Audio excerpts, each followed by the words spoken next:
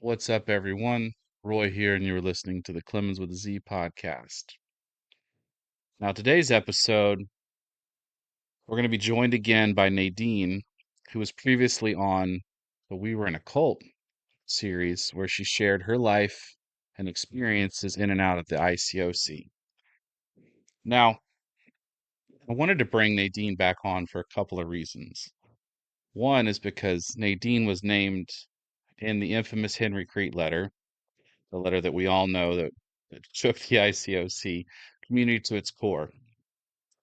And so I wanted her to share her personal perspective on being mentioned in the letter, the impact it had on her life, and how she navigated the aftermath of that.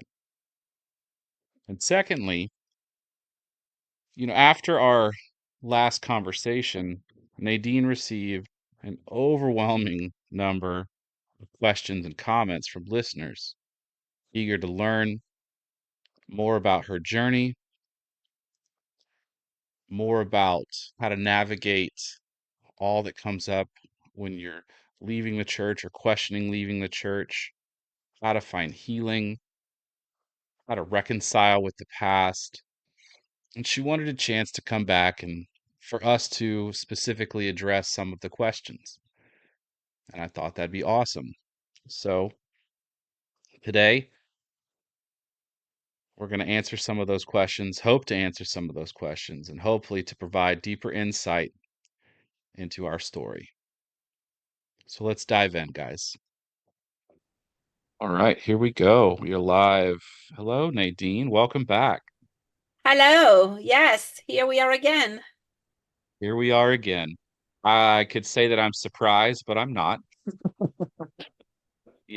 With how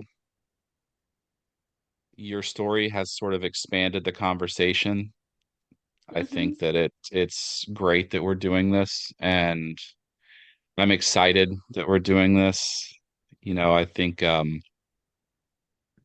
it's just gonna add, and that's great. So, thanks for being here. No problem. And how's it been since you came on? Uh, Surprising. Um, I've had literally hundreds and hundreds of messages. Mhm. Um, Surprisingly positive and supportive. I was expecting a lot more pushback. Um, I think I had two people out of the hundreds who were, I wouldn't say really negative, just more Mhm. had questions and were a little offended by some of the things I said, but it wasn't bad. We had good conversations, but overwhelmingly supportive. And surprisingly, I heard from a lot of leaders that are still in the church, and church leaders, elders, board members, pillars of the church. I was shocked, honestly, um, to find out that a lot of people agree with me. So that was interesting. I did not expect that. I think the first thing is why didn't you expect it? And then two, what do you think that says about the leadership or the church now? Um, I did not expect it because when I was in, I found it so hard to be heard. Yeah. Um, so that was surprising. I think what was surprising is what that shows to me is that, we have a culture of not speaking up. We're not free to speak up. If we Hmm. speak up, it's automatically labeled as critical or negative, or instead of this is a healthy conversation we need to have. Yeah. And I think if there was more openness and it was more welcome, I think a lot of the people I heard from privately would say Hmm. it more openly, more publicly. Um, Publicly, I don't mean on social media, but I mean, they would feel free to voice their concerns.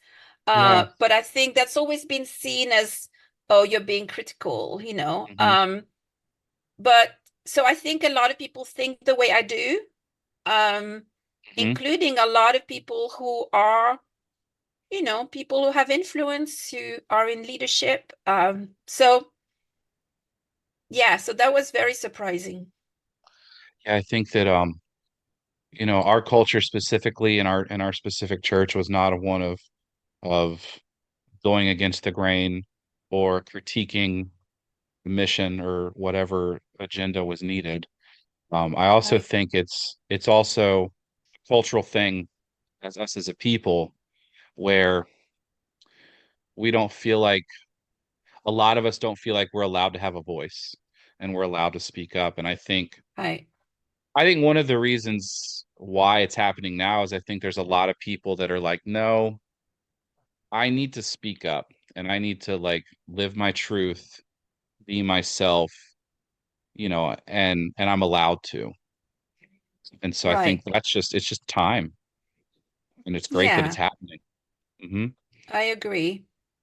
And I think why I was so keen to do this was, sometimes when, I've been doing this for it'll be a year and a couple of months, specifically with talking to people of the church. And a lot of people are like, yeah, it's great that we're talking about this, but what am I supposed to do now? Right. Right, And I think with the framing and these questions that people are coming to you with and us to kind of speak on that, it's a way for us to help people who have looked back. Now they can look forward right, because if we're constantly looking back, we're going to miss everything. We'll miss the right now. right. Hmm. So so yeah, let's do this. But first, first I want to talk about it's something that we didn't talk about too much with in your initial interview was, in 2003 the letter comes out Hmm. and you and your husband are named like three times in the letter. In this letter that Right. went out to thousands of people. Yeah. And I think it's just important to talk about like one, what was that like? I mean, obviously it was painful. I'm not Hmm. going to minimize, it was um n not everything was said in the most kind way, but amen, that's fine. Um, when you're a leader and you put yourself out there, obviously, it's a risk. And if you blow it, if you make mistakes, if you sin, if you don't lead the right way, Hmm. then that's part of the cost of leadership. Yeah. People who don't lead, they're never going to face that. So, it was painful, but it was also really good. I think, repentance is refreshing. Hmm. And I think, you know, even at the time, it was not something that, I resented. I mean, it was painful, but it was necessary. And, um, I look back Hmm. at that time as, it was good. It needed to happen. And I'm grateful. And, I believe Yeah. that it allowed us to change, to repent, to be different leaders, to be different people. Not that we understood everything at the time. Like, when you go through something like this, you kind of get the gist of it. Yeah. And like, we apologized and we meant it, but actually understanding the depths of it, that took a little, that took time, obviously. Of course. Did you know that he was going to send out a letter like that? Um, well, so we were very close to Yeah. Henry and Marilyn. As I shared before, Henry is the one who had inspired my husband to go to India. And Henry and Marilyn, they were very wonderful people, and they lived down the road from us. They'd actually just moved to London. My husband had offered Henry to move to London, and um, Henry had experienced some visa issues because he's Canadian, so he couldn't go back to the US. And so Mark was like, "Hey, we'll take you, come to London." So they had just arrived.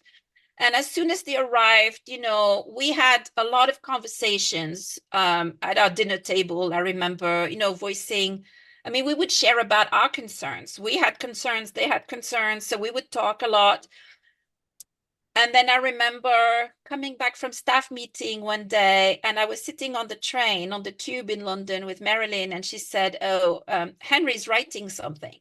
So I was like, "Oh, okay." You know, Henry had written books before, so Yeah. I was Hmm. like, "Okay, Henry's writing something." Um, and then, of course, you know, he wrote the letter. So I knew something was coming, but I didn't know what. And the truth is, there was so much going on. We had just come back from LA, where we, the geographic sector leaders, had had an open forum with the world sector leaders. So we had just come back from that. So it was very, you know, everything was very, there was a lot of turmoil. Yeah. Um, Because that wasn't necessarily a great open forum from what I'm hearing or what I've researched.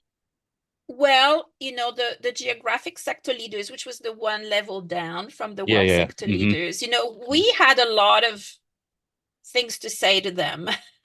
Yeah. Hmm. So that's the meeting where we did that. You know, so that was a, again, that was a necessary time. Hmm. You know, so, but we had just come back from that. So that was, you can imagine all the conversations around Sure. that. And you know, Kip had stepped down, you know, it was just, it was messy. And then we Of go course. back to our congregations after that. So, Hmm. you know, there was a lot going on. Oh, I can only imagine. Yeah. It was stressful. And, you Yeah. know, ironically, you know, when we had that meeting in LA, my husband and another brother were the two people running that meeting. So, you know, Mark and I had actually spoken up a lot. You know, we were very vocal. But then, of course, you know, back at home in our own church, we had the same, you know, a lot of the same issues. Hmm. And the last thing I want to talk about is just kind of that idea of it seemed like the only way to change was to remove the leaders. I don't like, Yes. did Mm, you did you agree with that? Because for me, what I saw as a young kid, and I didn't know, I'm young as in like I was in my like maybe 20, 21. Um, I watched people that I had trusted leave right. when they had Hmm. apologized and done that, and I didn't know if I necessarily agreed with that. Well, we resigned, but to be honest, I mean, we were told to resign. Sure. You Hmm. know, and we willingly did it. I mean, we did Yeah, not necessarily agree with that approach because we were very convicted and we were very sorry and we really meant it, you know, with how much yeah. we could understand at the time. You know, as I said, you know, Mhm. as time went on, we understood more, but at the time we were very genuinely convicted. And so we would have loved to have another chance. Um, and some people were for that, but some people were not. And so in the end, it was decided, which didn't pan out the way that they wanted. But Mhm. what was decided is, well, let's get rid of Mark and Nadine. Let's get them, and then everything will be fine. The rest of us will be fine.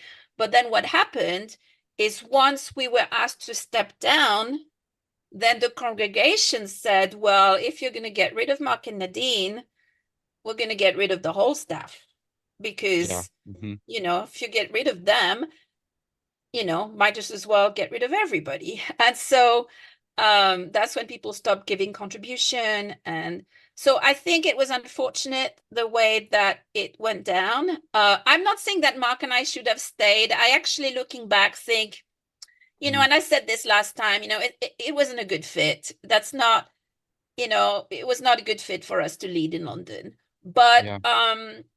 you know, I think saying, well, you're not given a chance to prove your repentance, I think Hmm. that was a little unfortunate. But you know, in the end, it all worked out. You know, the people who came after us, obviously the ones who stepped into our shoes thought they would do a better job. And, you know, obviously they didn't.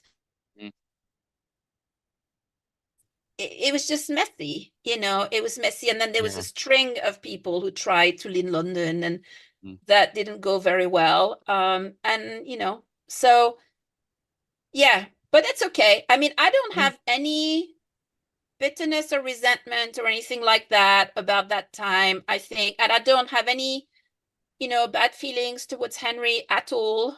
And the fact that our name was in there, well, fair enough. I mean, we deserved it, right? So Yeah. there you It's just it go. was it just was interesting as someone who like I do agree with like there's a lot of leaders that needed to step down because a lot of times when we're hurt and we're seeing someone up on a stage, we see them as like we can only see through our hurt, right? And we need someone different. And there was a lot of shakeup that needed to happen. It just was, I remember just feeling so like, I don't know, maybe it was just because I knew some of the people. And for me, when I watch someone come on a stage in front of 3, 4,000 people and Right. apologize, there's a part of me that's like, okay, okay, he or she is at least stepping in front of this and not hiding from it. But Mm-hmm. but anyway, it Well, happened the way it needed to happen. it's all good. God's in control. Yeah. We ended up going back to India and, doing what we love and working with Um, serving communities and the poor, and which I think is a much better fit for who yeah, we are. Um, sure. Well, that's awesome. And I appreciate you speaking on that and all of that. So, I think we could start with like some of the questions that people have brought in because you were saying mhm. there were tons and tons of questions, 10 which pages of questions. So, 10 pages of questions. I'm grateful yes. that you whittled them down to only a couple. I Well, think a lot of them were redundant, so yeah, they were the sure. same questions. Yes. The first thing I think a lot of people are asking is with the abuse, like what kind of Yes. abuse are we talking about, and what have people shared with you? I Hmm. know for me, what a lot of what I've found is a lot of most of what I'm hearing is mental abuse. There are the letters or the lawsuits that have gone on with the sexual abuse, but a lot of it is just mental. And from the women that I've talked to, it's been a lot of like just body shaming, Hmm. um, and things like that. So what have you heard, or what are we, you know, what are people Well, sharing with you? so first of all, when people come to me and ask me, what abuse are you talking about? My first reaction is, where have you been? Now I want to be patient and I will answer the question, but there's a part of me that's like, do you live under a rock? Yeah. Like, I think especially the last couple of years, there have been podcasts, right? Yes. And they've been very public and advertised. So there's your podcast, there was the Crumpled Papers podcast, there was Space Makers, there was Aldo's podcast. I mean, and a bunch of other things. So asking what abuse, I'm like, look, we have to be curious. We have to want to know. We have to educate ourselves. We cannot live in such a bubble that we don't know what's hmm going on. So I would really encourage people to have that question. Please listen to the podcast, listen to the testimonies. Yeah. If you know someone who's left the church, meet with them, ask them why, hear what they have to say. I think it's our responsibility as Christians to listen to our brothers and sisters who have been hmm hurt or traumatized. And so Yeah. I will answer, but I just wanted to say that because I think at this point we have no excuse to not know. Sure. Uh, It's all out there. it is out there. And, I'm very public and I have posted a lot of stuff with hmm resources. Austin wrote a book, The Crumpled Papers, that was hmm excellent, very well written, very thoughtful, very deep. And those things have helped me a lot. to come to an understanding. So, but yes, the abuse, so there's spiritual abuse, the hyper Mhm. control, Yeah. bullying, you Hmm. know, like real, like intense bullying. Not just, oh, someone spoke to me the wrong way once, I'm talking about sustained bullying, controlling, not respecting people's boundaries, controlling people's time, controlling their finances, their dating life. I mean, really intrusive practices, um, shaming people, um, the culture of guilt, Hmm. um, that really causes people to have mental health issues, Yeah. eating disorders, suicide ideation, and sometimes more than just ideation.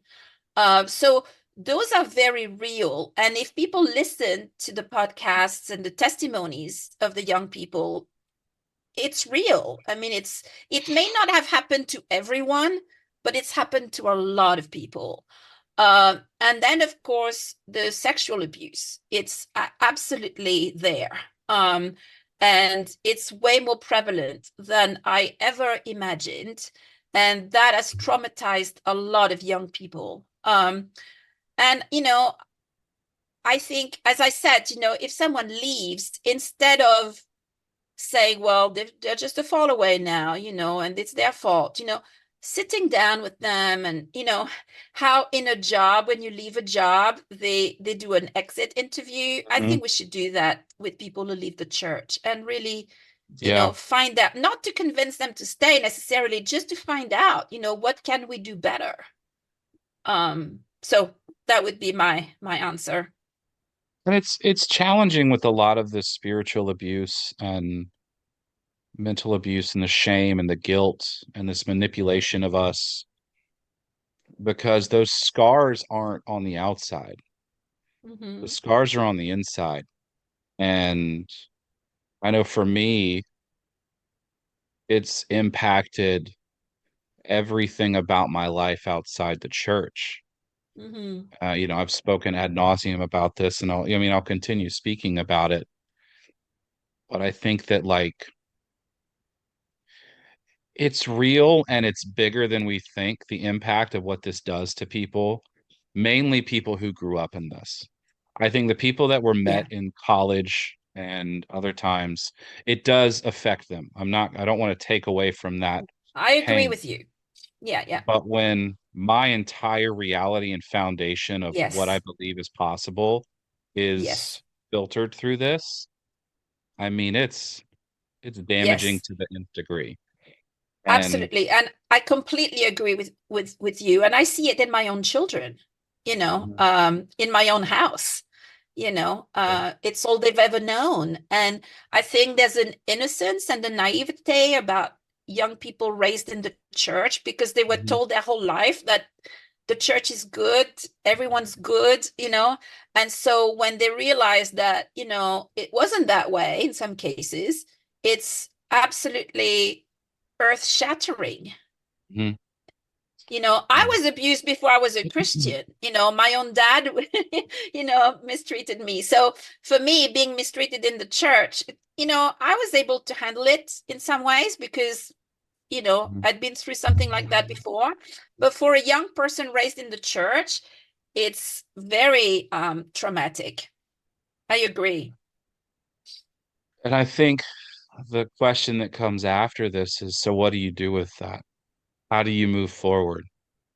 How does someone who has been taken advantage of, abused, we mentioned their faith destroyed, Hmm. like how do you move forward?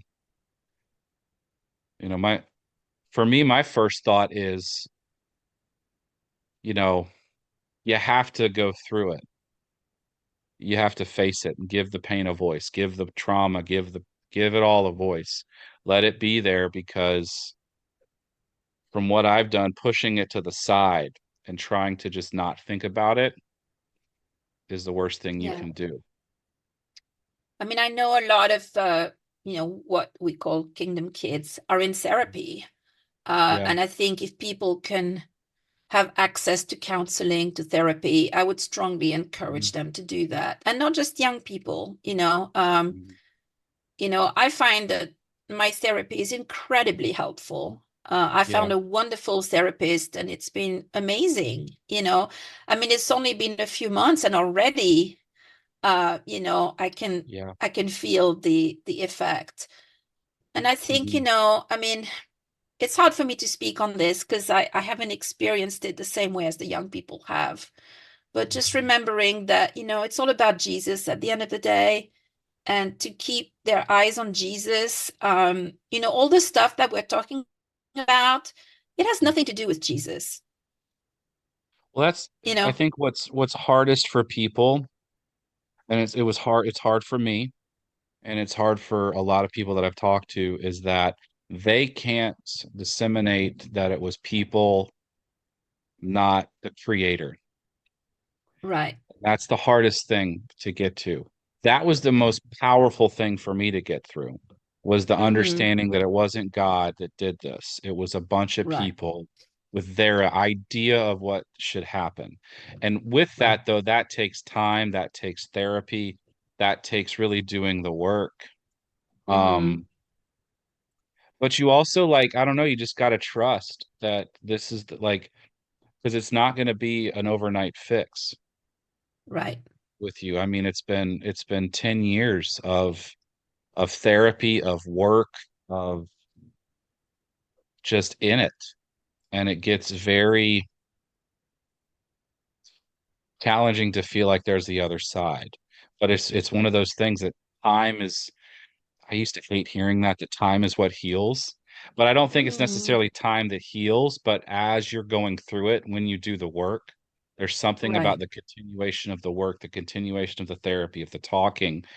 It sort of builds your own strength, kind of. Yeah. So, Yeah. I know what helps me is writing. I write a lot, I read a lot. And that may not work for everyone, but writing helps me process. mhm. Um, and doing things that keep me grounded.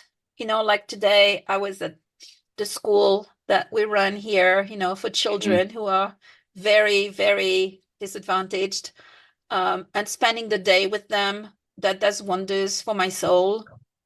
Yeah. Um, so there is good in the world, there are good things and good people, there is hope.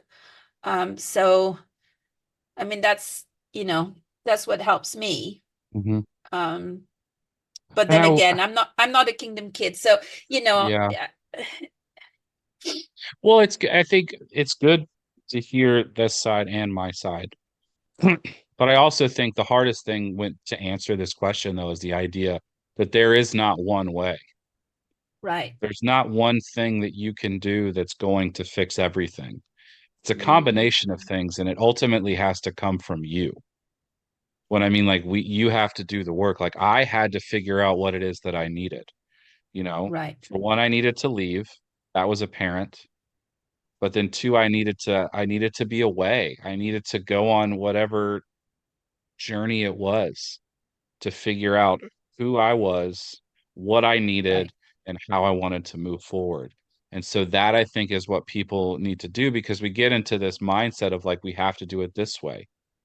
Yeah. And for me, I didn't engage with anything that had to do with God, Hmm. because so close to like a year or two out, it only brought pain.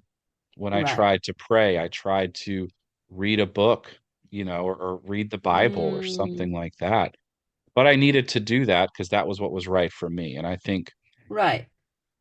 that's my thing. You figure it out what it is. I wish we had, more tangible answers for that, you know? Yeah. So, but I Agreed. think if people do that, I think if you trust yourself, figure out what you need, and then go that way, I think that does wonders for you. So, I think it's one of those things as well. Even with a lot of the questions that I received, it's people want advice. They want to fix. They want a solution. Mhm. It's almost like it's still, I think, leftovers from our church culture Of that course. you go to somebody to get an answer. Hmm. And what I found myself thinking as I was reading the questions is I cannot answer this. Like this is, Yeah. it's so personal and individual. There's Hmm. not one size fits all. Everyone's Yeah. different. Every situation's different. Everyone is on their own journey. Um, Hmm. so, but I think that need for clarity and for a quick fix is sometimes I think left over from, the culture of, the permission culture, the advice culture, Oh man, the permission culture. That's a good phrase. That was Mhm. definitely what we have. I'm gonna write that down. Um, but like I think about which leads to that's the next question was the idea of like, should I stay or should I leave? And I think again, it's like that's up to the person, Yeah. I you know. cannot tell somebody what to do. I I think that that's between them and God. Mhm. They have to figure it out. Mhm. But I know, like for instance, like when did you know leaving the church or the organization was the best decision for you? It's like I knew it was when nothing was changing in my heart. Nothing was changing in my mind. I was seeing the same things. I was feeling the same things. And Hmm. being in the organization, in the church, wasn't doing anything for me anymore. That's when I knew I had to leave, Right. and Yeah. And for me, it's when I felt that I was violating my conscience. Like I couldn't, sure. Hmm. I mean, I was struggling to even sleep at night, because of everything that I knew. Hmm. And I just couldn't, my presence was condoning what was happening. Even though I was trying to help from the inside, I think there came a point where my conscience couldn't handle it anymore. So, you Yeah, know, I was having the same conversations that I had had 10 years ago. And right. it was everybody was still saying the same thing. It was like what I remember feeling is that the outside was changed, but the inside didn't get changed, and it Mm, was like people may look like they're thinking differently and they're there, but really it wasn't because like the questions always led to the same answers. It was like we were never like expanding our mindsets.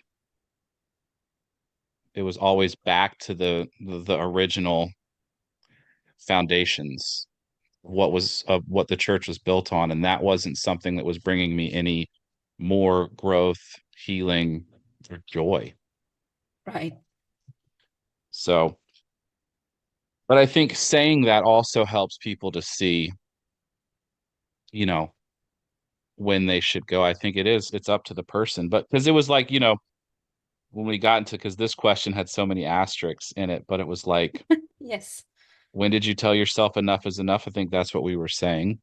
Right. We said that. I think the hardest thing was were we worried about losing the community? Of course. That was the hardest thing to let Yeah. go of. Yeah, for me it wasn't really um I have a lot of friends outside of the church. I think for Kingdom Kids, it's a little different because Mhm. that's your whole world, Sure. and you've been told your whole life that, and I remember telling kids that, that your best friends all need to be in the church and, careful with your friends outside. And, it's Mhm. so Kingdom Kids heard this their whole life, and so they believe it. So for them, for children raised in the church, I think it's a lot harder than for people like me. Um, I did not really worry about that. And I still have a lot of friends, and I have a lot of friends outside the church who are really good friends. And so, you know, but I know that for young people, it's definitely more traumatic, Mhm. And it's and hard to get understandably back. so. It's hard to get a community back. to find it Yes. in the quote unquote real world, because a lot of how we did things isn't how people do things.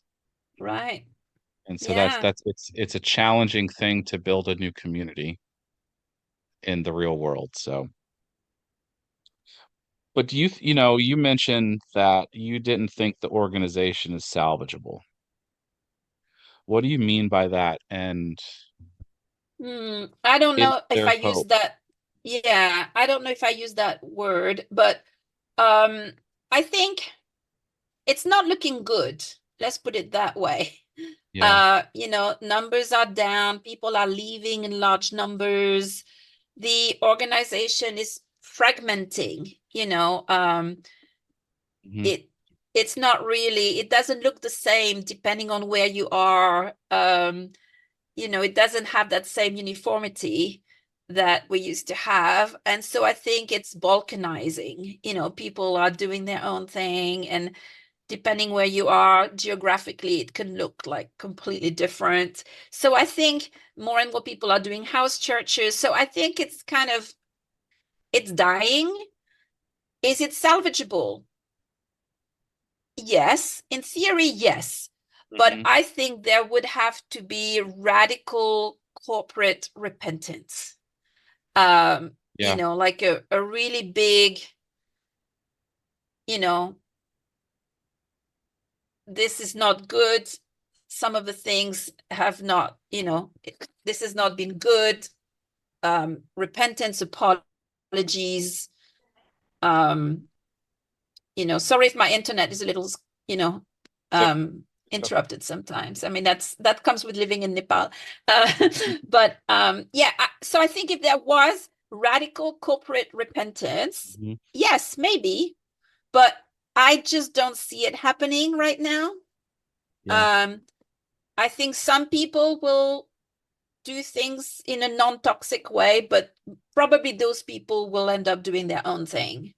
But I may be wrong, you know. I think it's hard to when people see the ICOC, see the International Churches of Christ, it's hard to think of anything other than what was. And that's just sort of Yes. the nature of the beast. It's like when Hmm. something like this happens, it's like if Nike's shoes were incredibly defective and they weren't working and they caused people, foot pain for all of this stuff, it'd be really hard for Nike to continue being Nike because that word would Right. just associate with pain. And for a lot of people, that's all they can associate the ICOC with. Hmm. Yeah. I mean, I think Hmm. I think there are things that churches can do in general to really help bring fresh fresh breath into it. I think, for me, like I do agree, the ICOC lost its relevance and could lose its existence because the format I don't think is how we want things anymore. The format Right. of one person at the top being the voice, one person at the top being where we get everything from. I think that's the first thing that would have to shift because I know Well, yeah. for me, what I was thinking about with that is what ends up happening and what happened with us. If there's just one person doing all the talking, we're not necessarily following anything other than this person's idea, Right. you know? Yeah, and in the church, in the global organization, there's really not one person. At the local level, in some churches it is the one person, but in some churches it's not. And again, there's a whole spectrum of how things are run. And people Yeah. who left, say, 20 years ago may not be aware of what's going on right now. Mhm. But you have a whole spectrum of different ways of doing things. Yeah. So I think individual churches can change. I just think the organization as a whole, to me, that's unlikely, but I hope I'm wrong, to be honest. I hope I'm Yeah. wrong. But individual churches can absolutely say, look, we're going to do things our way. And, you know, um, especially with smaller congregation, it's a lot easier. I mean, I hear of places where, people are doing, church in a way that sounds pretty healthy to me. Yeah. Hmm. So um and people are trying different things. Like there are churches where, they don't do the study series anymore. They don't, so people can date, you know, people Hmm. from other churches, there's a whole spectrum of Yeah. I think there's more that needs to happen with regards to like a lot of times we listen to people that look like us, you know, and I think if we're getting all our information from someone who looks like us, acts like us, talks like us, that doesn't expand. That just right, keeps us in our own mindsets, and I think right. that churches should have multiple people speaking. I was thinking about this idea like the Quaker faith, how Hmm.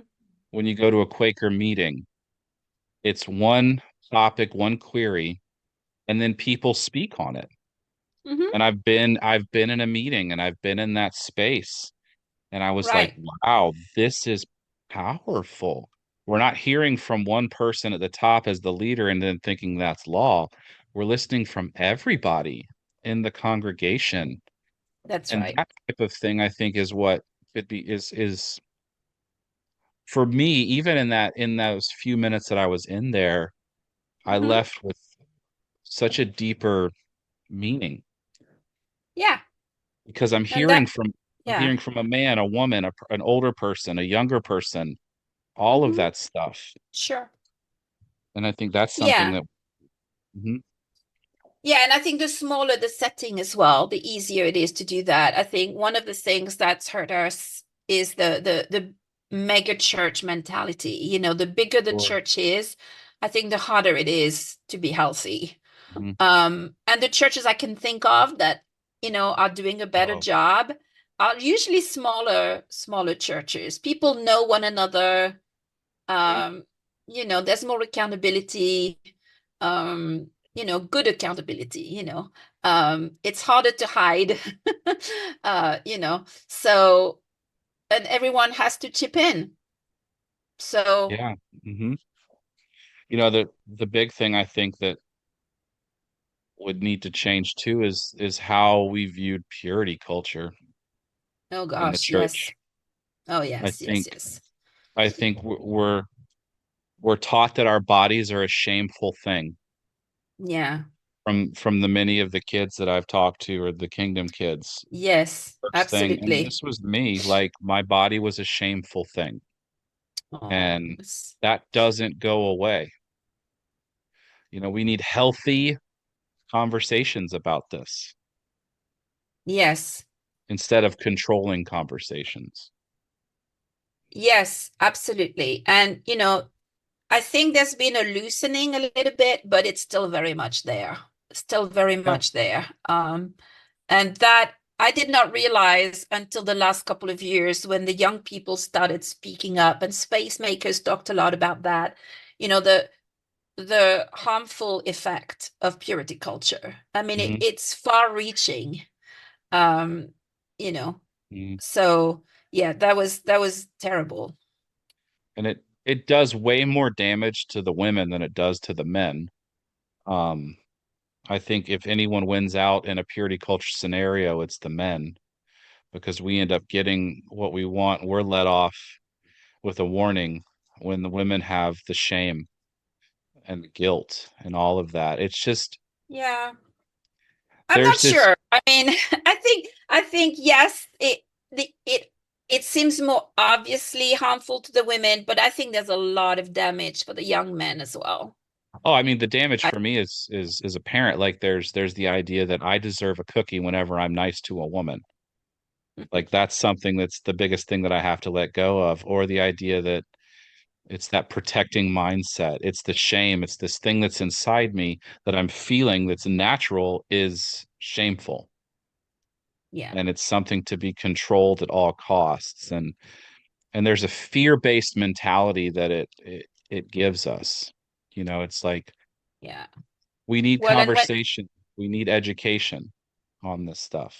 yeah, and when young men go through puberty and all of that, and their hormones are raging, and there's not a it's it's very hard for them to talk openly because Sure. everything is wrong, everything's Hmm. sinful when so much of it is natural development. And Yeah. so yeah, I mean, the stories I hear from young men, because interestingly, I talk to just as many young men as I do young women. Um, the stories I hear from the young men are just as painful as what I hear from the young women. Hmm. The first time I knew I was going to hell was after something that had to do with Mhm. that, Yeah, with just yeah, simple yeah, exploration. And it was this yeah, clicking in my head of, okay, now I'm going to hell. And yeah. at 13. And so at 43, I'm Yes. still thinking about that and still having to talk about things like that in therapy to feel like I'm still okay as a person because I did something at 13 that was just exploration. It's crazy. It's crazy the expectations and the pressure on young people. Mm. And sometimes it may feel like young women were affected more. I think also young women tend to come forward and talk maybe a little more. Yep. Um, you know, 80% of the people I talk to are women. exactly. But young men have been damaged just as much. Mhm.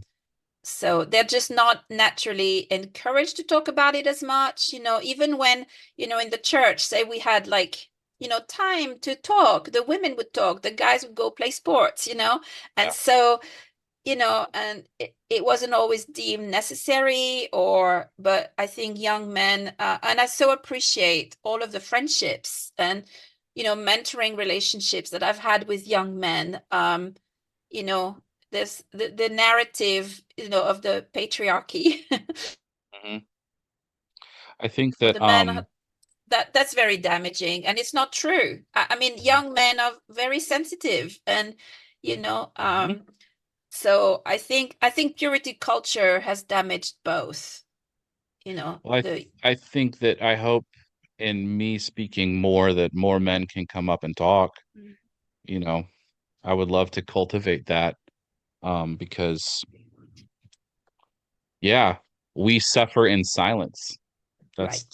We're supposed to suffer in silence, and Mhm. I hope that we can shift that because I know with my son, I don't want him to suffer in silence.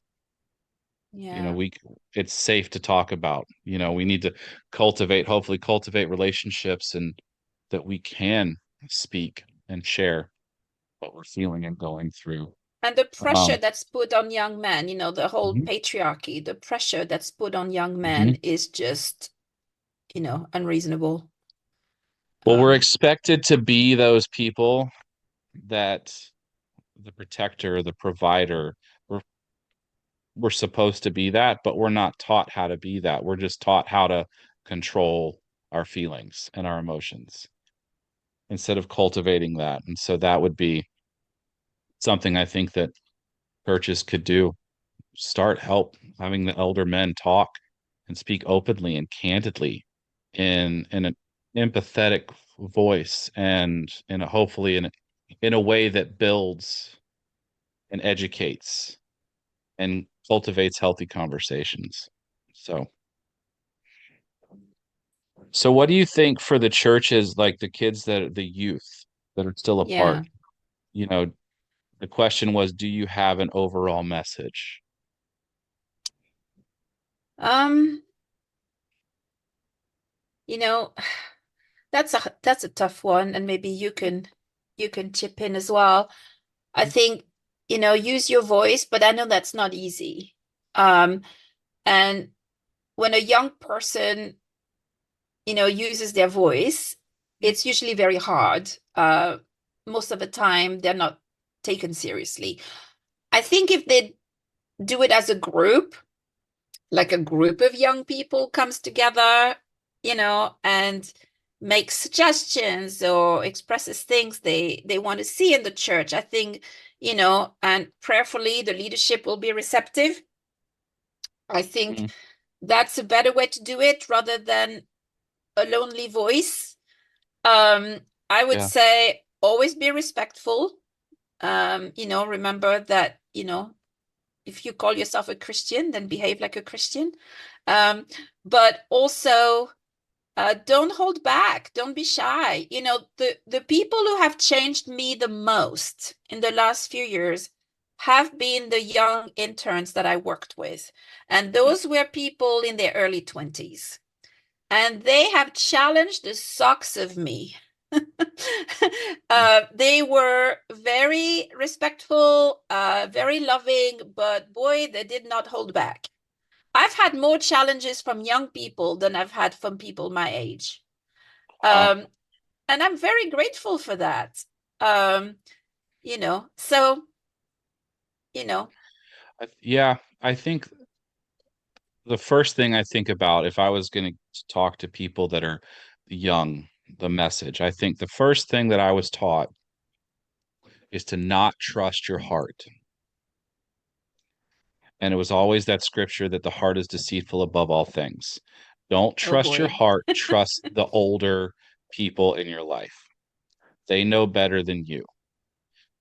And so and in me saying trust your heart is not saying don't listen to all of the older people, right? Because Right. advice from elders in a lot of ways is very helpful. But I think there's Absolutely. something inside you that you can trust is guiding you Yes. towards your aligning with whatever it is your life purpose is. For Yeah. me, there were constantly times that there were things felt I should be going this direction and I didn't because someone said, nope, I don't think that's the right idea. When Hmm. it was going against everything that I was feeling. And this isn't about like, it's not about like if someone older than you is just looking out for your safety.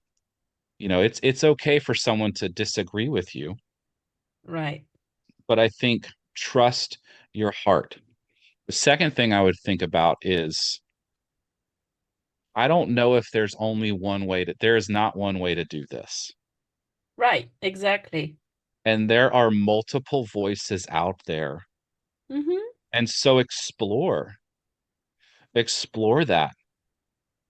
There's multiple authors out there, teachers out there, not like school teachers, but like religious teachers that can help guide you to wherever it is that you want to go.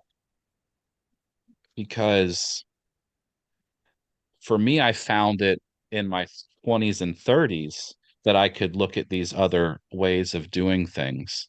And I'm grateful to have it now. But I always think about what if I would have seen it when I was, in my teens? How would that have shifted? And that's one of those things that, you can't get stuck in that. But I think you don't have to do it one way. Right. So Yeah, that'd and I be think it's a something. balance of obviously there's wisdom from older people, and I think Hmm. when I speak with younger people, I think I can help them, and they're amazing with me. They're super grateful, Hmm. they're wonderful. But I learn from them just as much as they Yeah. learn from me. And young people raised in the church are incredibly smart, incredibly Hmm. educated, and they know the scriptures. They know, and I find that they're very well spoken. Like listening to the podcast, reading Austin's book, I was so impressed. I gave the book to my husband. I said, read this. And he was like, wow, this is great. So I think what you said, trust yourself. Like my own children are teaching me. And I'm Yeah. grateful. And, Hmm. so I think it should be, it's a give and take. But I agree with Hmm. you that young people shouldn't be, afraid to say what they think. Hmm. Um, they have a lot of good things to say, and they have a perspective that we don't have, the older people. Yeah, and the last thing that I think I would say as like a message to the younger generation is to be like, find the elders in your life that you trust and go Hmm. to them. I Right. was lucky. I might get emotional.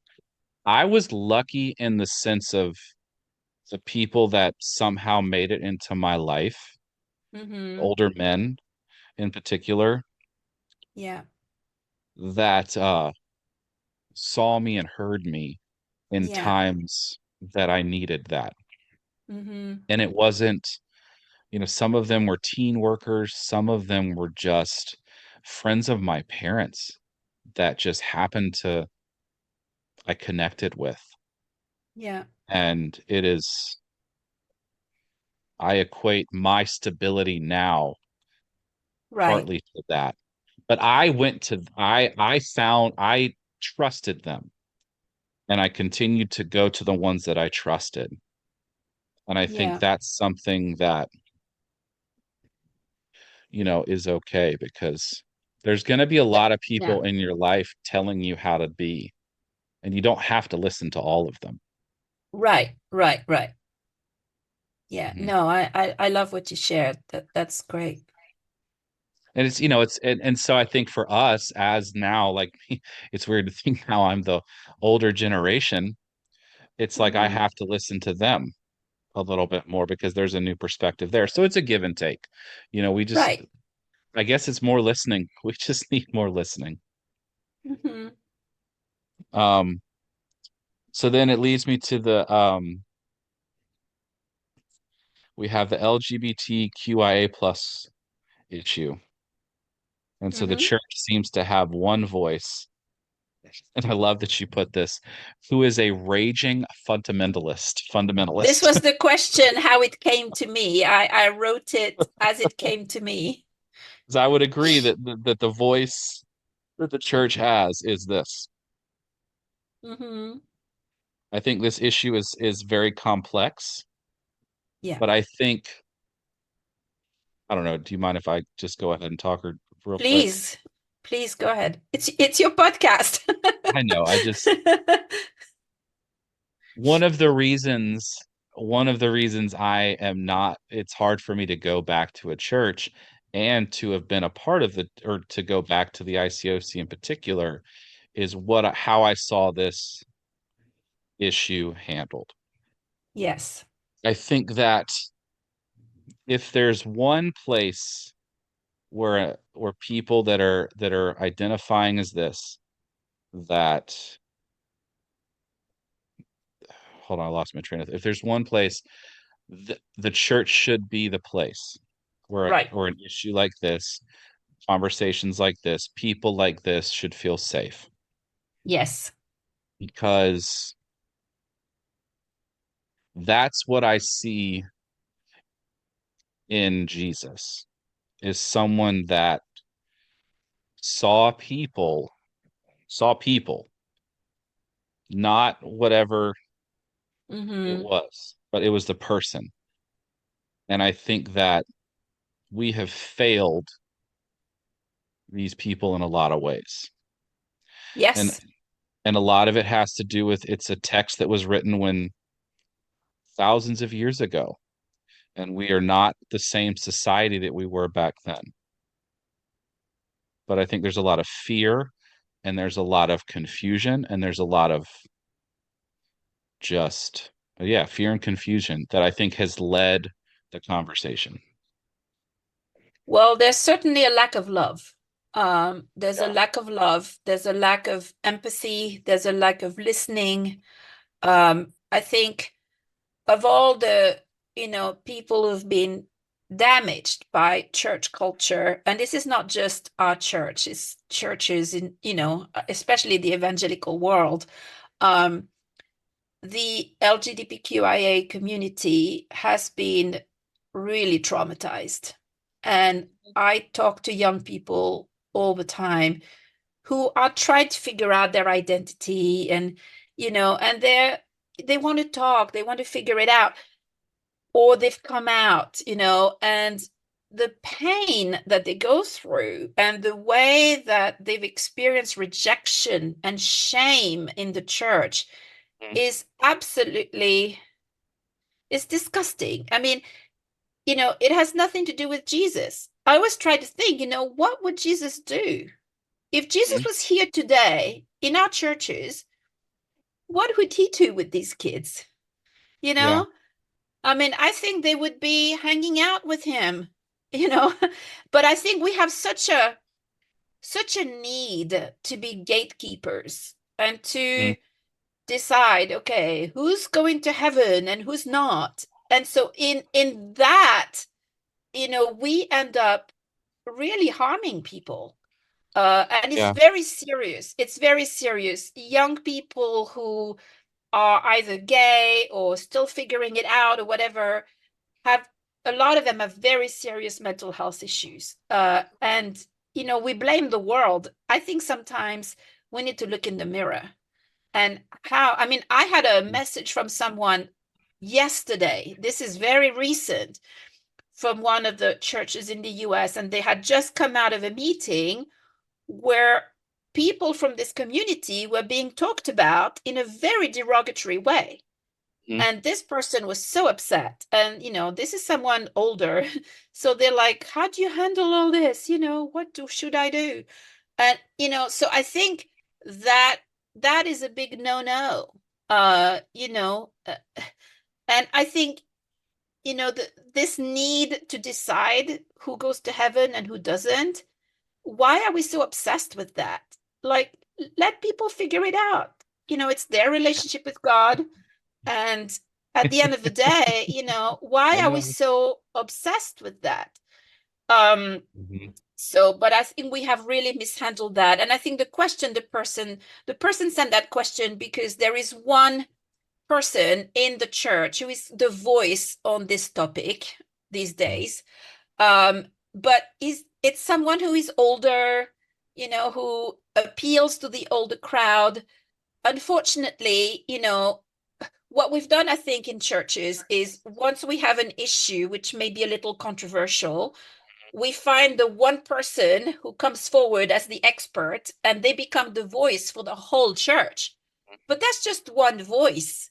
There are Yeah. maybe other perspectives that we need to listen to. There are maybe other people who need to be heard. And Mhm. so, but we have the specialist on purity, we have the specialist on LGBTQIA, we have the specialist on the women's role. Mhm. You know, I think we need more variety. We need different voices, Yeah. and that happened with the women's role. At first, there was one voice, and then now we've had a lot of voices, and actually, the position is not what it used to be anymore. It's much more Yeah. varied. And so I just think on this particular topic, we have to be very careful. And also, the thing we do as a church when it comes to the LGBTQIA community is we want to boil it down to the sexual aspect of it. It's our Mhm. obsession with sex. I wrote a blog Mhm. post about that a while ago. It's our obsession with sex. Actually, this is not about sex. This is about identity. And, people my age a lot of the time don't seem to understand that. They make Yeah. it like it's a sexual thing. It's so much bigger than that. For these young people, it's who they are. And Mhm. so I think we need to handle this with a lot more love and a lot more Mhm. sensitivity. Um, so anyway, I could go on and on about this because I've talked Yeah. to so many of these kids and it breaks my heart. Well, I think it is about sex and it is about identity. Like for that, it does go hand in hand a little bit. But what I wanted to say, you spoke a little bit about it, is like at their core, this is they believe who they are. Hmm. And how can I argue with that? It's as simple as saying the thing of hate the sin, not the sinner. Like that to me is a very damaging thing to say to a young It's a teen terrible thing to say. who comes Yes. to them and say, I believe that I am gay. Because when you say, I hate the sin, not the sinner, you're telling them that what they feel about who they are at their heart is a sin and it is Right. wrong. And I think we have got to stop saying that way. I think if a church is going to survive, we have to stop saying that way. We have to be, we have to let our fear go to the side because in front of us is a person. In front of us is a child. In front of us is someone who just wants to be seen, heard, and loved. And who are we Mm-hmm. to tell them that they're wrong? I mean, for me, I've read multiple books.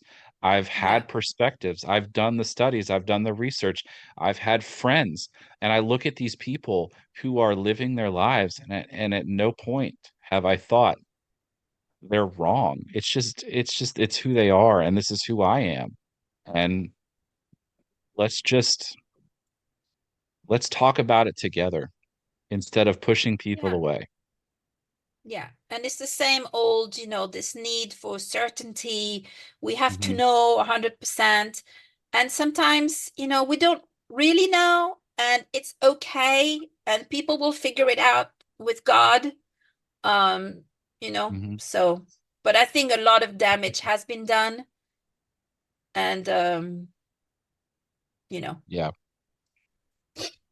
Oh, and I mean it's the same thing I think with how we viewed women in the church, their mhm, roles, their stuff. I mhm. think that's something that needs to shift. I think Yes. women give a perspective on things that me as a male I'm not going to see, and I think I need that perspective in life. I need my wife's perspective on things. The biggest thing I see that I've observed, and even with teaching and being in a job where it's mostly female, is like there's this pause that happens that men a lot of times don't have, which I think is that we need to adopt more of. And I think it's, oh geez, I want to hear from all sorts of perspectives, just Yeah. because I can't be the only mouthpiece, i.e. the man. Like, what is that? It's not going to bring any Yeah. strong foundation. Well, and the whole women's issue, I mean, there's been a huge Hmm. shift recently because some pretty influential voices have come out to say, Hmm. Yeah. actually, women are equal. Thank you. So, and so I think the more people trust their own voices and Hmm. speak up, I think some of these things will shift because usually the narrative is dominated by a minority of people. Hmm. And sorry to say this, but it's usually older white males. No, it's what Um, it is. It's okay to say that. and I know there are some wonderful older white males. So, again, there are always exceptions, but, that tends to be the group that dominates, but they don't represent the church. It's, what I'm Hmm. realizing is actually a lot of people think the way I do, much more than the way that a small group of men do. And so, Hmm. even talking about young people and the LGBTQI community, a lot of people actually would agree with this conversation, but the Hmm. narrative is dominated by a small group of people who, are like, we've got to follow the scriptures. Well, yes, of course, we've got to follow the scriptures, but the way we read the scriptures, we probably have to think about that. um, Yeah. It's which that's okay the whole to, other topic. I know, and I think it's okay to look at the Bible from different perspectives or different ways, wrestle with it. That's something that, I think we put the Bible on a pedestal too much and we don't touch it. And I think we need to wrestle with this and study it and look into it and talk to other people instead of just people like us. So there was this mention of the lawsuits, and it's Mhm, said that you were not surprised. Why were you mhm. not surprised by the lawsuits? So I think over the last couple of years, I'd heard so many stories from young people. Um, and typically it would be someone who was still in the church who would call me and say, "Hey, my friend, no Mm, name, my friend was assaulted by somebody 5 years mhm, ago," or my, campus minister assaulted this young lady in our ministry. So I would hear this stuff a lot. And, Yeah. it started becoming like, whoa.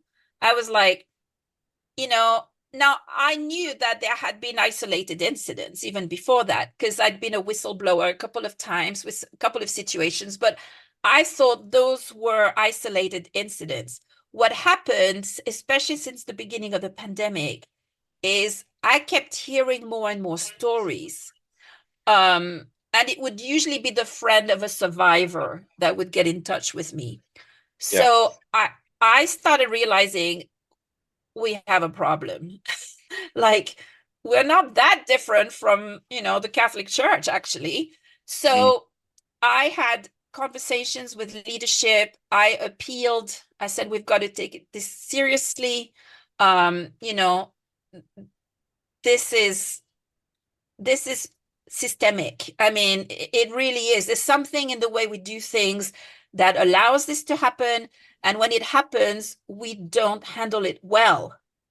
And I remember saying at some point, this is going to blow up, guys. This is going to blow up. There's too much of it. It's going to blow Mhm. up. And then, so when the lawsuits came out, I was like, well, you know, here we go. Um, Yeah. Mm. so I was not surprised, sadly so. I mean, yeah, I mean, it's terrible. It's absolutely terrible. And, Yeah. that's the tip of the iceberg. Um, I think the older I've gotten, it's just not nothing, or not nothing, but rarely am I surprised by anything that happens. I think with a organization as large as ours was, mhm. and with how it was run, it's not surprising. It was like a To me, it was like, oh, okay, it was only a matter of time. And maybe that's the cynical Right. nature of myself, but you watch enough Well, yeah. documentaries, read enough books. And it's what we promote. We Hmm. promote male leaders who tend to be type A personalities. Hmm. It's about power, it's about control, and Yep. those are the same people that are the perpetrators of abuse. Hmm. I mean, it Yeah. goes hand in hand because it's really not about sex, it's about control and power. And Hmm. so, as long as we promote that model, um, this stuff is going to happen, you know. Yeah. And Yeah, and we have to have the and power, then you we know. don't deal with it, and then we Hmm. don't deal with it, you know. Hmm. I mean, Yeah. I've literally raised my voice at leaders about this Hmm. stuff. Literally, like, I try to be, respectful and on all of that. But there's been Hmm. a few times where you know, I just let loose. I just couldn't, Yeah, so and there's that mindset with men in that culture where we have to protect each other, absolutely. I mean, I have and complained about people, mhm, and then someone would get involved trying to help, and then all that person would get is a slap on the wrist. And I'm yeah. like, Hmm. you know, this is, we can be so indignant. I mean, if a young person comes out and says they're gay or whatever, oh my goodness. I mean, the indignation and the conviction, but a leader does something completely reprehensible, Hmm. and you know they don't get dealt with the same way, and the young people see that, and then we wonder why so many are leaving. you Yeah, know um I mean, there's got to be accountability for everyone. um there does. There so needs to anyway. be justice too, and which leads into the question I was going to ask, where you were asked how are we supposed to react when leaders who are harsh retire comfortably with way more money than most of us have? And that is something that I see happening not just in our church, but in all sorts of churches. If you Yeah. Google the Mars Hill Church with Mark Hmm. Driscoll, Hmm. he was a very toxic leader, and he caused a lot of pain, a lot of suffering, a lot of abuse for so many people in his church. And then the church he leaves, and he gets to Hmm. go start another church Yeah. and still get to have a voice, still get to do this. It's the same thing with our, Kip started a whole new church. I mean, it's very challenging for me to see this and to have hope. That's something that is hard. I think I don't know of what to say to people to what we should do. It's just, I don't know. Ugh, you wish that those people wouldn't get these things, right? Yeah. And I wish I had an answer for this. I just know that the more I focus on what they have, I don't know. I don't know how to say this. I just feel like this is gonna, because I don't want to negate the people that are working really tirelessly in these lawsuits and these things to bring these people to justice. I don't know. I don't want to say that this is the nature of the beast. You see it time and time again with these people in these top organizations. They get to leave, and then the people that suffer, it's like the people that suffer and are in these situations with these organizations aren't the people at the top when things fall apart. It's all the people Yeah. at the bottom. Yeah. I've seen it. I've seen it too. I mean, what helps me is, again, I go to the local school and spend the day with the kids and try to not Mhm. think about that. I mean, at the end of the day, these people will have to answer before God. So I try to focus on, where can I actually help? Where can I actually make a difference? And I know it's hard for people who have sacrificed their whole life, who have gone out of their way to give their contribution at times when they couldn't even afford it, Mhm. and to see leaders live well. And materialism is a real thing, and there are leaders who are super sacrificial and there are leaders who are not. Um, I tried not to waste time worrying about that, to be honest. I mean, I've spoken up on materialism and I will continue to do so, but for me, I just go spend the day with the kids at the Ashes School, and I mean, they have one pair of shoes. Yeah, So today we gave them chicken for lunch, and for them to have chicken for lunch is like an amazing treat. Um, and they're so grateful, and it's so fun to be with them. So I want to be in that world. I want my mind to be filled with good things, positive yeah. things, and not try not to worry too much about leaders who may be materialistic or whatever. I mean, you know, um, I think what I can do, like I tend to like my wife and I have this thing because there's all of these just huge problems in the world.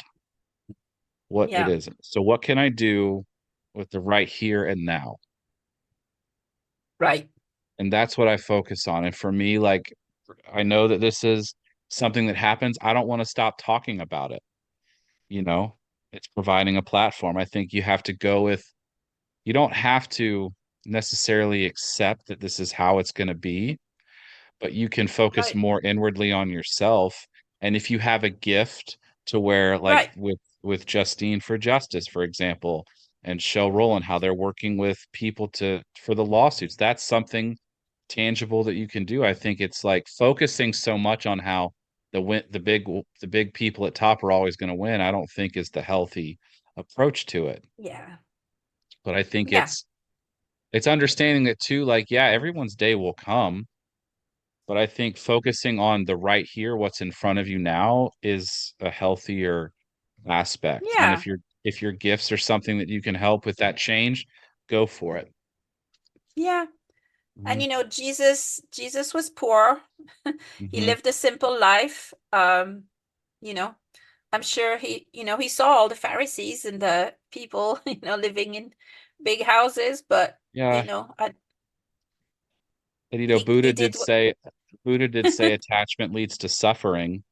And I think our attachment on these people living these harsh, these plush lives, aren't helping ourselves, Exactly. and Right. it's just it's a very like I know that like as we speak on this, it's hard to like because I don't want to negate people's abuse and them trying to fix Right. it and also like trying to find, it's a narrow path to this saying this in a productive way, I guess, Yeah, is what and I'm I saying. do feel terrible for, all the people who, didn't go on vacation and sold their cars. And, Mhm. I remember kids, selling their one prized guitar for special contribution. Yeah. Hmm. So we don't want to negate that, but, God sees all that. And, God doesn't Yeah. forget these things.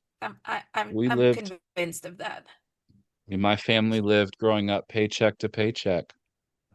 And Yeah. my dad still gave 10% of that, you know. Hmm.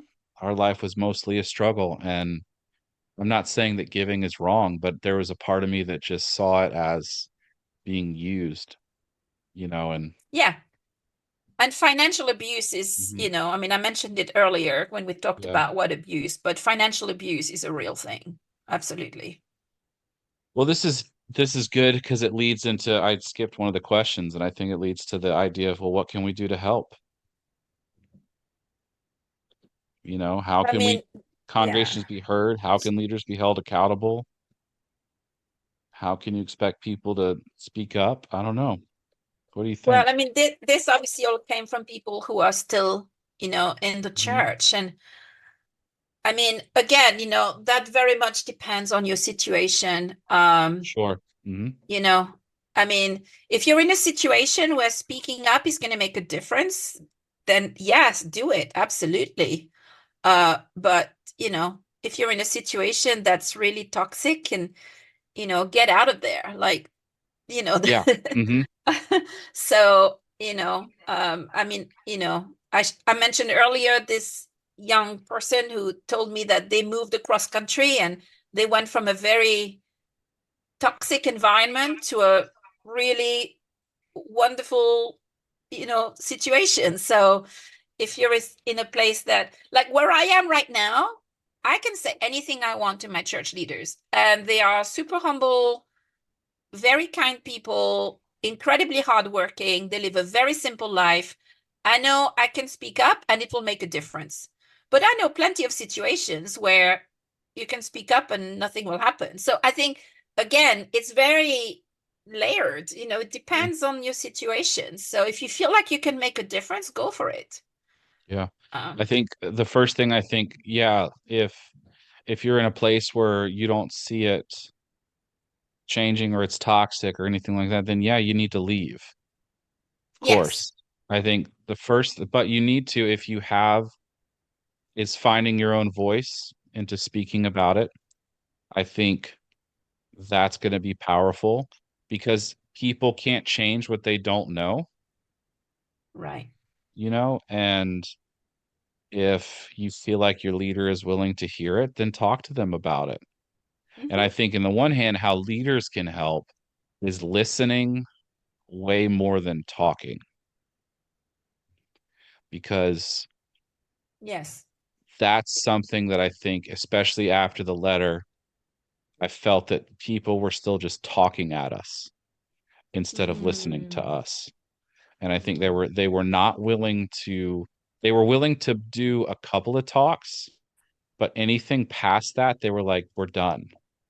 But I think a right. lot of what's happening and it has happened is incredibly layered.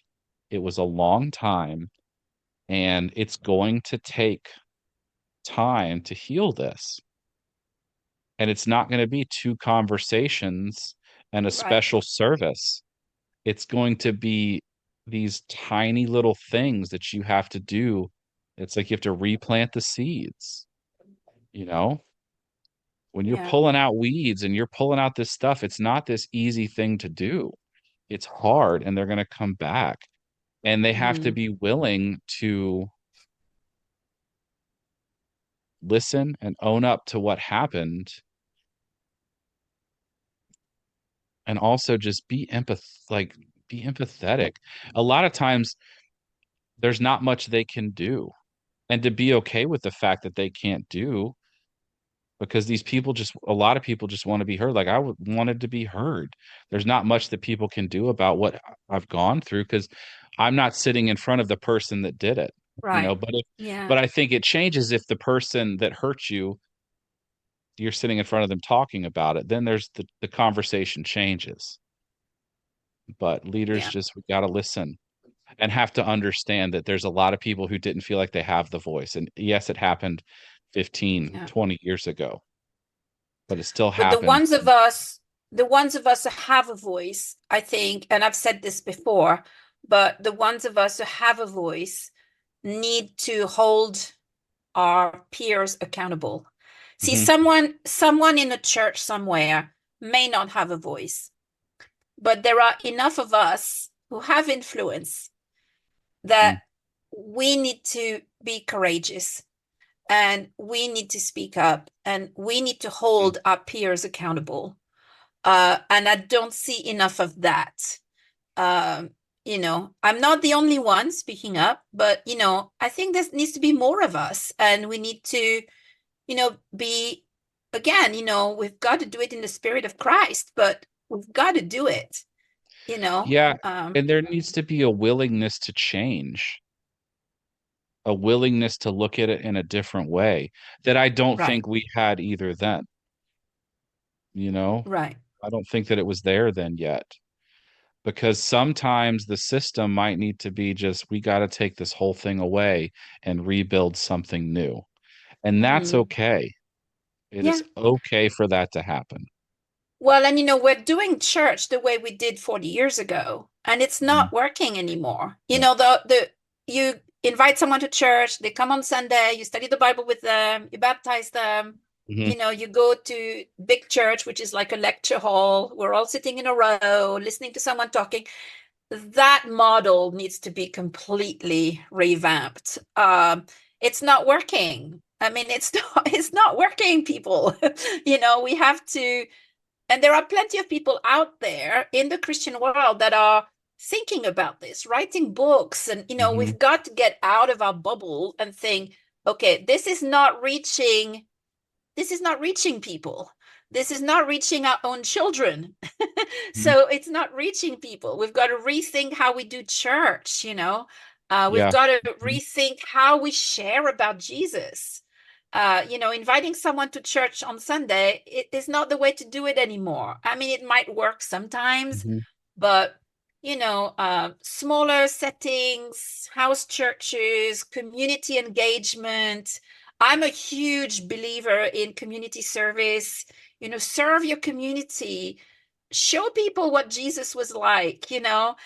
Um, there are better ways to be Christians and to share our faith about Jesus than keep doing the same stuff we've done for 40 years, and it's irrelevant now. It's not resonating with young people. It's Mhm. not resonating with people who don't believe in God. It's not resonating with people who've been hurt by church.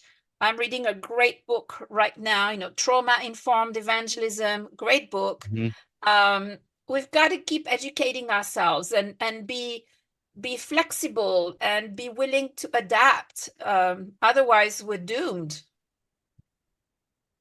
Yeah, I think there's also a patience that needs to happen with change and transformation. I think true change, true transformation is not an overnight thing. Right. It's something that takes time. Um, so yeah, that's what Yeah. I, But we can go a little faster than what we're going right now. sure, a little bit faster would be nice. Yeah. Or at A little least bit faster. something. Yeah. Um, let's see. I'm going through the questions real quick. We talked about the top, someone asked about the top three things to recommend the ICOC change. Um, I think you've said a bunch of things on that. Right. Yeah. I know that they were a little like, because people say all the time, be more transparent. And what does that mean and look like? I mean, I don't know. What is that? Like, what does that mean to you? Like, be more transparent. I just think we've got to be gut level honest. Hmm. Okay. Um, like I said it, I think there needs to be radical corporate repentance. Okay. Mm. I mean, it can't be any more direct or clear than that. I think we've got to get our head out of the sand, Yeah. and face reality. There's an elephant in the room, you know, the church is not doing well. People are hurt, traumatized, young people are leaving. Okay, wake up here. Mhm. So, I mean, I don't know how to be more, transparent than that. That to me is the main thing. And then the stuff we talked about as well, the way we do church, the way we share our faith, Mhm. not majoring in the minors. Like, we get so upset about kids who say, oh, I think I'm gay. We spend so much energy and time on that when, you know, I mean, meanwhile, we have leaders who are leading us astray. um, Yeah. Hmm. so I just think we have to learn to, we have to not be afraid to call a spade a spade. Yeah. Um, you know, I mean, Yeah. we're so afraid to say this is not working. Okay. Hmm. So, and I think what happened when Henry wrote his letter is, he said it, and he said what a lot of people were thinking. So I think, we have to just say what it is, because the truth is, and we all know this, when people go home after church, or they talk about it in Hmm. their living room at home. I Yeah. mean, like everything I'm saying today, and I think that's why I had such a positive response to the podcast, is because we said things that people are saying to one another at home, Mhm. Yeah. right? And so I just think we've got to not be threatened by open conversations.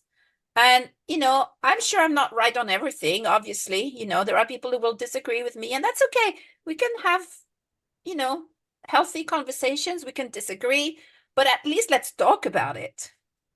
Yeah. I think one thing I've always been thinking about and speaking is I think there is a lot of people that are still leading that need to step aside. And that's a hard thing to talk about. I think there's a lot of people that were there in the beginning, were there Hmm. during the letter, and they're not moving the needle anymore. And I think they need to be stepped down or asked to leave. But then on the other side, I think the people that want to stay and change, like if this is your home and this is where you want to be, amazing, great, awesome. But there is a work that you need to do if these people lead, you know, like you have to also take ownership on that. Sure. And there's a work that you need to be doing as well, because I think a lot of times we want someone to tell us what we should think and do. And I don't Yes. think that's how this is going to work, you know. But in working with young people, I've talked to dozens and dozens of young people who are very smart, raised Hmm. in the church, very educated, know their Bibles inside out, and they wanted a chance to lead. They wanted a Yeah. chance. But, someone told me, and this is someone who was your age, someone your age told me, I'm getting out of leadership because I feel like I'm going to be the eternal intern. I'm never Yeah. going to get a Yeah. chance. We felt that a lot as 20 somethings after the Right, letter. Even right. before, there was always a mindset of like, you don't have anything to say until Hmm. your 50s. Until then, just sit down, shut up and listen. And we're the ones. Right. And so for us, that's one of the reasons, like when I walk into a church that was it's ICOC, it's still hard for me to get out of that mindset, right? Because there were people like I was having these really intense, amazing, expansive conversations and wanting to say it publicly, but I knew that it was never going to be received because there's people that are older. They're saying, no, that's for us. You just need to wait or Yeah. something like that. And I think Yeah. And it's so challenging to be in we're that. doing Hmm. ourselves a disservice. And what I saw over the Hmm. last year is a lot of young ministers have quit. There's been a Hmm. huge wave of young ministers in their 20s, 30s, very talented people. I mean, the kind of Hmm. people who were going to be the next wave of leaders, Yeah. and probably would have done things in a better way. Hmm. But a lot of them have left.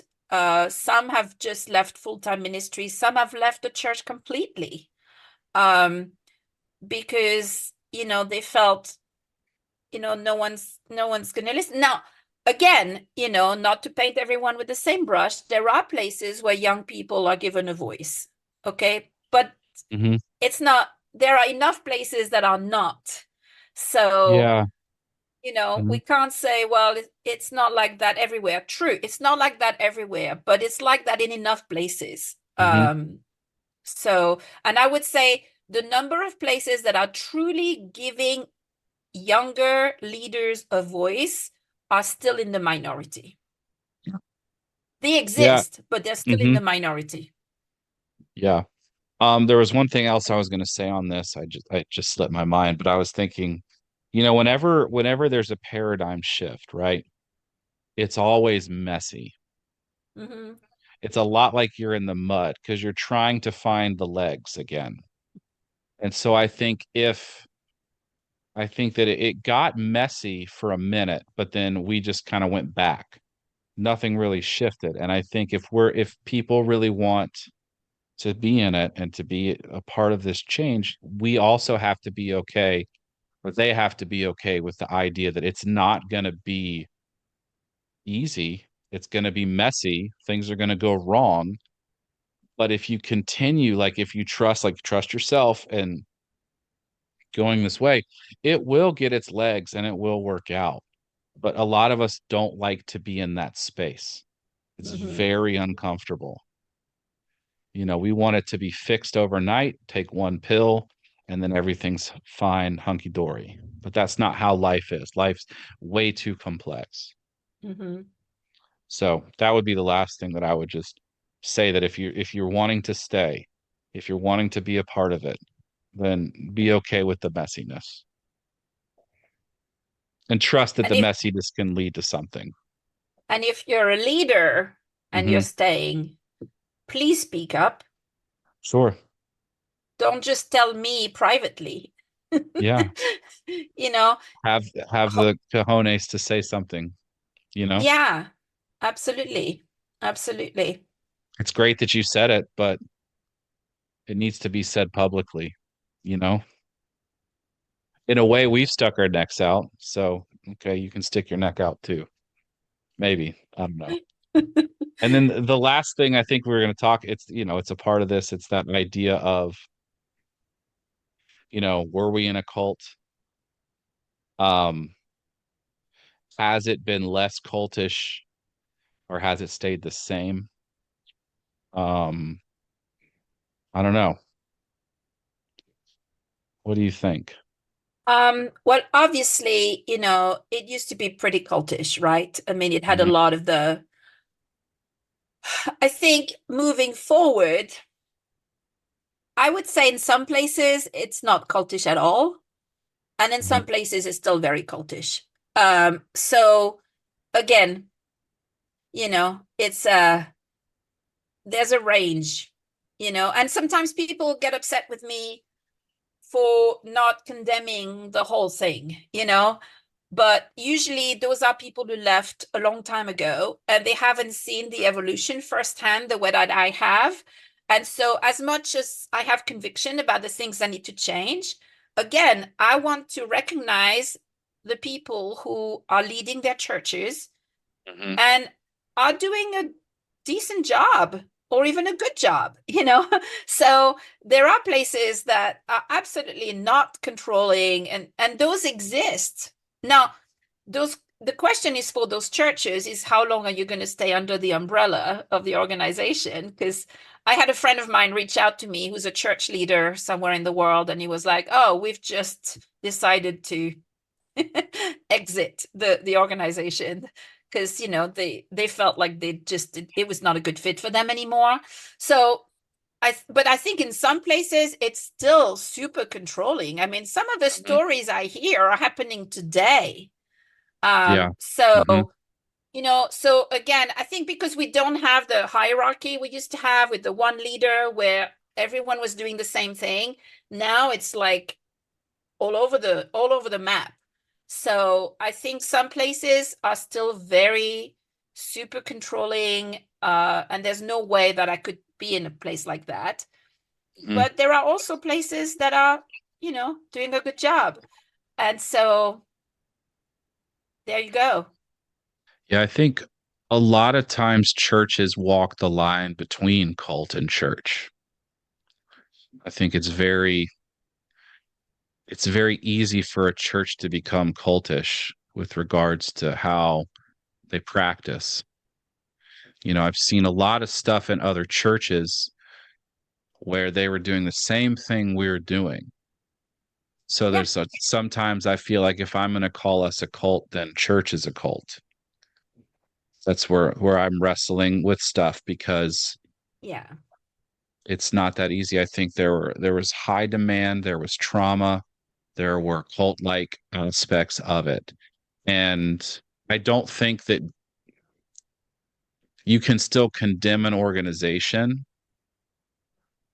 and it not using the word cult. But I don't yeah, think like I go yeah. back and forth. Like it depends on the day. For me, that's where I'm still Yeah. at.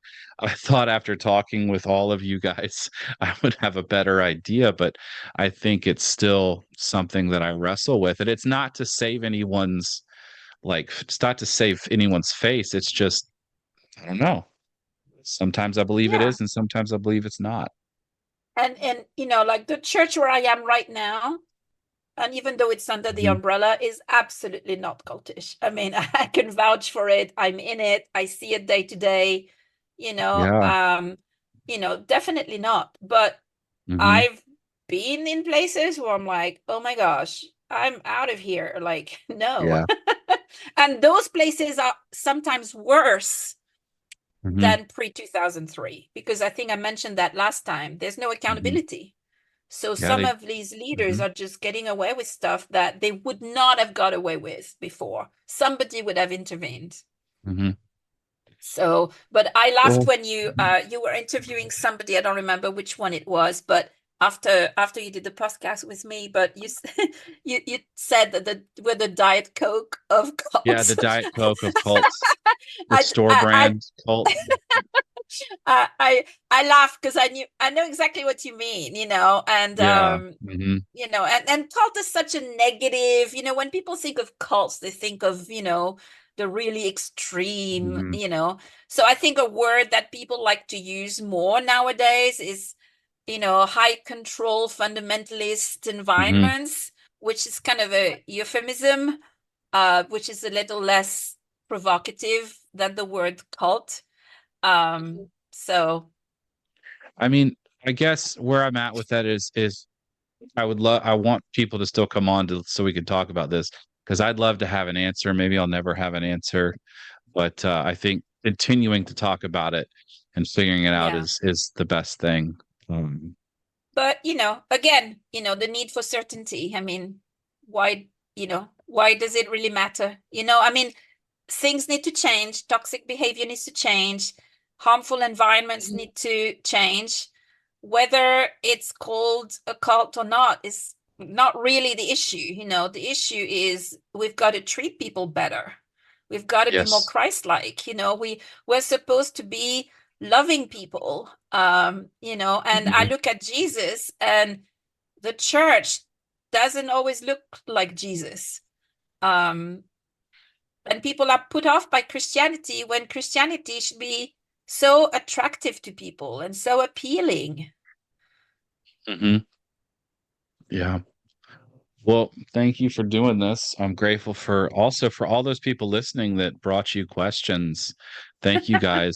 I'd love for you guys to reach out to me as well.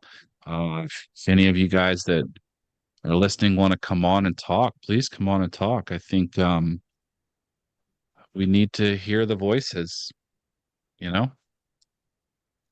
So yeah, thank you for doing this, Nadine, for Well, thank continuing you for to having me and being, I find talking to you very easy, and Oh, you well, have a thank you. the way you approach things, I think, is very, you're very respectful. Well, appreciate that. Yeah, I appreciate talking to you too. Your openness and humbleness approach is really great. But yeah, if any of you listening were a part of the church, the ICOC or the ICC, and want to come on, reach out to me at Clemens with a Z at gmail.com or direct message me at my Instagram page, the Clemens with a Z page. So thank you guys. Thank you, Nadine. All right. Thank you.